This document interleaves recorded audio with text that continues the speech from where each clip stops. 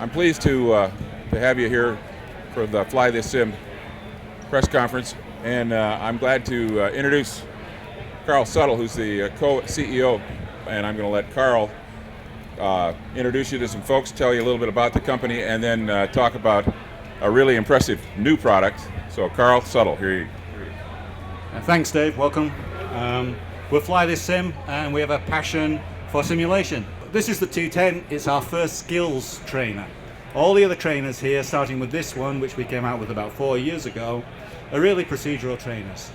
Our bread and butter is accurate instrument simulation so that customers can practice their procedures on technically advanced aircraft. And there's a big hole in the market there, or there was when we started.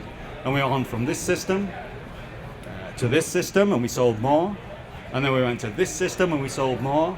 And then we went to the helicopter over here, for which we've sold 34 of these already. And when we went to this system, people started to tell us that they were not only teaching procedures, but teaching skills. So, taking account of some research, which you have in your handouts there, we've decided to design a scientifically correct visual system for an aviation trainer, such like isn't available anywhere else. This is a 210-degree visual system. It notably has a 70-degree vertical field of view. The whole point about skills is to teach people properly. If you teach something to somebody that's wrong, it takes 8 times longer to teach them to do it correctly.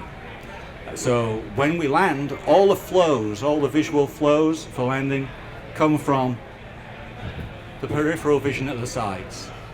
And this particular visual system, it turns out, with modern technology, is 10 times brighter and almost eye-limiting resolution, 10 times brighter than level D standards, bigger, wider than level D standards, and is bright enough at 30 candles to open your eyes up so that you can see the almost eye-limiting resolution.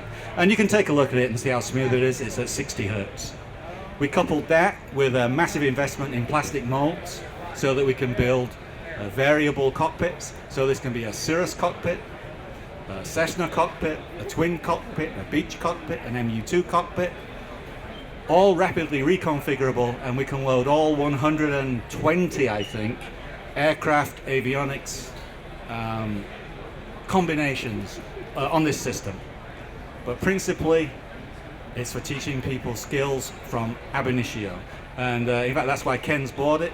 His dream is to teach everybody VFR in simulators and to really make kids and other people interested in learning to fly and doing it efficiently and better than ever before.